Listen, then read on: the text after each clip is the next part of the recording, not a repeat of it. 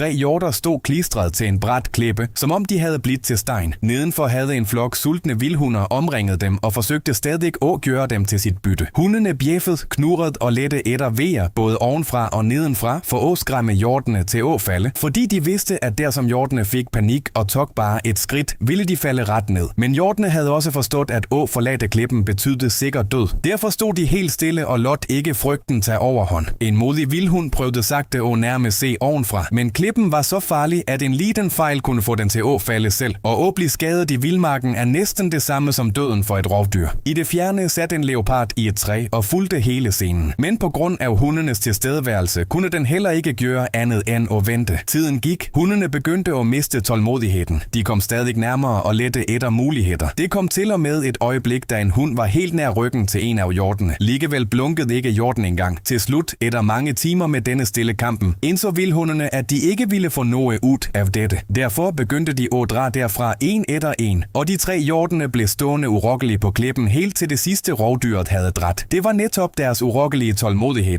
og Khalesin, som reddede dem fra dødens gab og gav dem livet tilbage.